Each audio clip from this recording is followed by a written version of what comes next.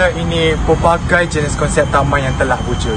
Namakan apa sahaja, sudah pasti setiap insan yang bergelar manusia akan ketahui sekurang-kurangnya satu jenis konsep. Moden, minimalis atau industri. Sedihnya, satu konsep kian ditelan zaman. Konsep landscape taman Melayu tradisional yang mempunyai sejarah dan pelbagai kebaikan dilupakan oleh kaum Melayu sendiri. Oleh itu, pada vlogmentary kali ini, kami akan berkongsi bersama mengenai konsep landscape taman tradisional Melayu. Tidak lengkaplah sesebuah rumah tanpa laman yang cantik dihias mengikut cita rasa tersendiri. Dalam budaya orang Melayu, pembinaan taman merupakan unsur penting yang menjadi pelengkap kepada sesebuah kediaman. Ianya juga melengkapi dalam keseluruhan aspek yang melibatkan sejarah, perubatan dan sebagainya. Taman-taman yang wujud seringkali dilihat sebagai satu landscape yang biasa. Namun bagi mereka yang menyukai dan menghargai keunikan alam akan menganggap kewujudan taman tersebut sebagai sesuatu yang berbeza. Setiap taman yang diwujudkan di setiap kediaman membawa maknanya yang tersendiri dan direka bentuk mengikut kesukaan mereka. Setiap kediaman mempunyai gaya taman yang berbeza.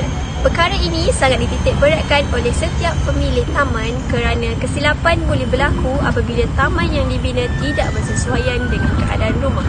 Sebagai contohnya, rumah teras, rumah kampung dan rumah tinggi mempunyai bentuk taman yang berbeza kerana ruang kawasan perumahan mereka yang berbeza.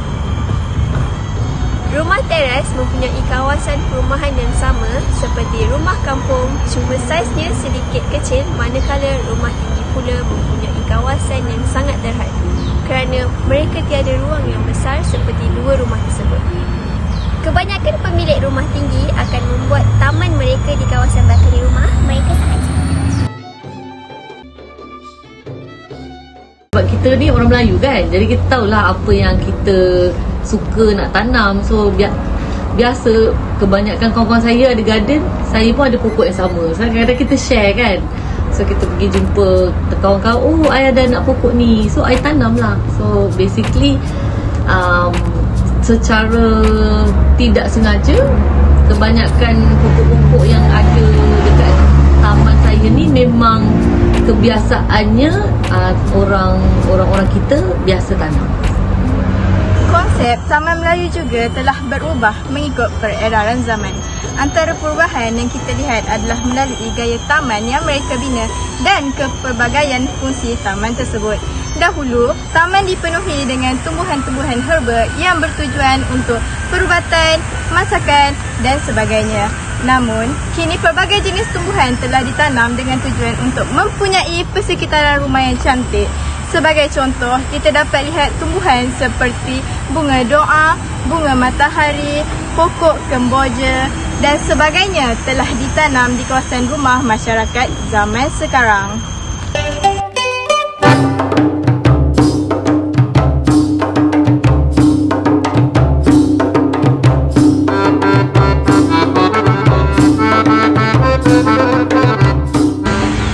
Pernahkah terdetik di minda kamu semua, mengapakah konsep landscape taman Melayu tradisional perlu diutarakan semula?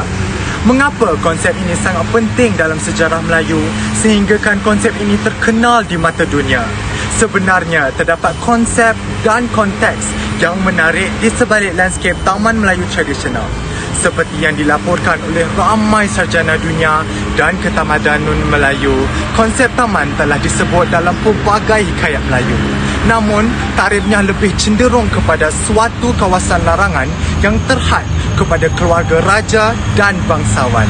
Sebagai contoh, dalam hikayat Gul Bakawali telah diterangkan dengan jelas bahawa Taman Diraja yang menjadi lokasi bunga Bakawali adalah kawasan larangan dan dijaga rapi sehingga tidak boleh dilintasi oleh burung dan dewa-dewi. Taman tradisional Melayu terdapat dua komponen penting iaitu landscape lembut yang biasanya terdiri daripada tumbuhan dan landscape kasar yang merupakan objek binaan oleh manusia. Selain itu, Taman Tradisional Melayu secara tradisinya biasanya dibahagikan kepada tiga kawasan kecil iaitu bahagian hadapan, sisi dan juga belakang rumah. Ditekankan juga bahawa konsep Taman Melayu mesti dibina berdasarkan keperluan dan aktiviti harian isi rumah. Proses pemilihan ini perlu memenuhi kriteria Taman Tradisional Melayu, iaitu dari segi estetik, perubatan, makanan, upacara dan aromatik. Susunan flora terpilih akan mengisi kekosongan ruang di bahagian hadapan, sisi dan belakang. Jika difikirkan, masih ada lagikah masyarakat kini yang kekal mengaplikasikan konsep ini? Terdapat pelbagai bukti awal yang menyatakan tentang peranan konsep Taman Tradisional Melayu dalam sekadar hiasan dan juga masakan. Malah ada kebaikan dari setiap tumbuh-tumbuhan yang ditanam. Sebagai contoh, ada setengah pemilik Taman Tradisional Melayu menanam kunyit. Kunyit mempunyai peranan penting dalam hal ehwal penyakit yang berkaitan dengan kaum wanita. Antara tumbuhan yang sering ditanam termasuklah pokok pandan. Pokok pandan sebagai contohnya mempunyai pelbagai kegunaan digunakan dalam mandian selepas bersalin. Orang-orang Melayu ni suka tanam herbal, pokok-pokok macam pokok serai tu wajib ada lah. Pokok limau, limau purut, limau kasturi mesti ada dekat taman-taman. Pokok pandan mesti ada sebab masakan kita hari-hari memang pakai kan herbal-herbal seperti ni. Saya juga ada pokok lengkuas, saya ada pokok kunyit. Daun kunyit tu memang wajib lah ada kat rumah. Kalau nak pergi beli dekat kedai macam tak berbaloi rasa kadang-kadang. So bila kita ada herbal-herbal ni, banyak yang kita boleh jimat sebenarnya dan masakan kita pun lebih sihat dan lebih sedap. Untuk pengetahuan semua, landscape Taman Melayu tradisional merupakan reka bentuk yang kompleks kerana ia terdiri pada budaya serta nilai seni yang menggambarkan perlambangan Melayu dan hanya bermula di istana dan rumah pembesar Melayu pada zaman dahulu. Sebagaimana kita mengetahui, reka bentuk landscape dan komponen masyarakat Melayu, mereka tidak dibina dengan baik berbanding dengan tema landscape yang popular pada zaman moden. Namun, kekuatan yang dikesan dalam landscape Taman Melayu tradisional adalah dua komponen utama, iaitu elemen landscape lembut dan elemen landscape keras. Dua komponen ini juga terdiri pada nilai tidak langsung dan perlambangan yang ditentukan melalui persepsi makna sama ada dalam aspek kepercayaan, budaya atau fungsi. Ia begitu unik kerana jelas melambangkan orang Melayu yang beradab dan mempunyai pengetahuan yang tinggi dalam penggunaan setiap elemen di taman atau persekitaran mereka dengan kehidupan seharian. Oleh itu, identiti reka bentuk landscape Melayu tradisional perlu diperluaskan dan dapat mewujudkan Melayu Malaysia yang bermaklumat dalam bidang penyelidikan taman yang boleh menyempatkan lebih ramai penyelidik dalam konsep taman warisan serta akan menjadi sebagai rujukan kepada semua arkitek landscape yang aktif dalam mempromosikan reka bentuk budaya Melayu. Jika kita dapat lihat di kawasan sekeliling kita, di rumah-rumah maupun di taman awam, tidak banyak lagi taman-taman yang mengaplikasikan konsep taman Melayu pada masa kini. Kebanyakan taman-taman dijaga dan dihias sahaja sebagai hiasan berbeza dengan konsep taman Melayu yang mempunyai pelbagai fungsi dari segi tanaman maupun bentuk landscape-nya. Pada zaman kini, masih ada yang menggunakan konsep taman Melayu tetapi amat sukar untuk kita jumpa, terutama di kawasan-kawasan bandar. Terdapat banyak taman-taman yang terhias cantik sekarang, namun taman-taman tersebut telah mengikut trend dari masa ke semasa. Oleh hal yang demikian, arkitek landscape telah memainkan peranan penting bagi mengaplikasikan Taman Melayu tradisional ini. Bagi menciptakan sebuah taman Melayu, pemandangan yang indah dapat menjadi sumber inspirasi kepada arkitek landscape bagi menentukan konsep dalam reka bentuk landscape.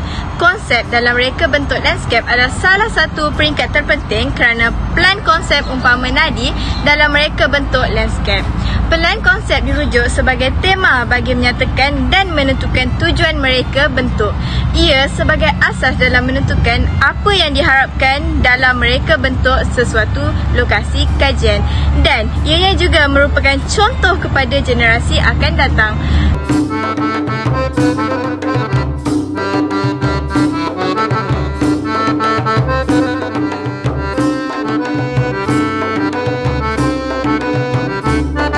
Taman konsep tradisional Melayu mestilah dipraktikkan kerana ia adalah identiti bangsa yang membabitkan seni budaya tempatan kita. Sudah tiba Tiba masanya anak-anak muda perlu bermula dengan berminat bercucuk tanam demi mengekalkan tradisi yang pernah ditinggalkan oleh nenek moyang kita. Justru itu, bagi mengekalkan tradisi peninggalan nenek moyang kita haruslah bersama-sama mempraktikkan konsep Taman Melayu tradisional ini dalam kehidupan seharian supaya konsep ini tidak pupus di telan zaman. Saya punya nasihat kepada generasi muda, mesti kita teruskanlah. Minat tu kadang-kadang masa muda-muda kita ada banyak sangat aktiviti lain kan. So kalau bila kita dah settle down, kita dah ada rumah sendiri selalunya, memang kita akan buat benda-benda sihat seperti inilah. Dan tanam pokok ni adalah satu terapi yang sangat baik untuk diri saya especially, dan I'm sure for everyone else out there. It is a good therapy, it is a good hobby juga, and at the same time it helps you with your everyday cooking dan satisfaction, self-satisfaction. So to all the young ones out there, eventually you will love gardening, insyaAllah. Seperti yang diketahui, orang Melayu amat mementingkan keharmonian dan ketenangan dalam mewujudkan seni bina taman. Kedua-dua aspek ini diterjemahkan menerusi landscape keras dan landscape lembut yang menghiasi estetika dalaman dan luaran seperti yang terpapar dalam lakaran visual Taman Melayu berikut. Seni pembinaan taman mencerminkan kearifan tempatan masyarakat Melayu serta usaha mereka dalam proses pelestarian biodiversiti di negara ini. Oleh itu, kami berharap agar generasi akan datang masih mengekalkan keunikan identiti dan konsep taman tradisional Melayu yang kaya dengan sejarah dan kebaikan di sebaliknya. Moga konsep taman tradisional Melayu ini tidak ditelan zaman dan semakin terkenal di mata dunia. Sekian, terima kasih.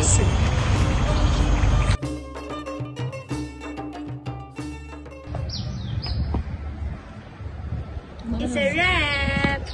Kita orang dah siap. Done.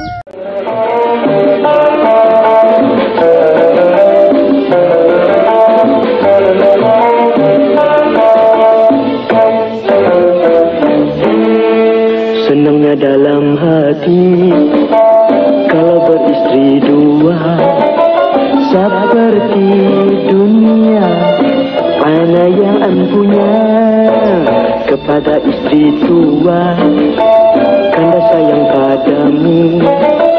Kepada istri muda, I say I love you. Istri tua merajuk balik ke rumah istri muda. Kalau dua-dua merajuk tanda kahwin tiga. Mesti pandai pembohong, mesti pandai temberang. Tetap. Dah record ke? Dia bersilat ya. Assalamualaikum. Nama saya Melati kuntum tumbuh melata. Aspek ini dapat apa?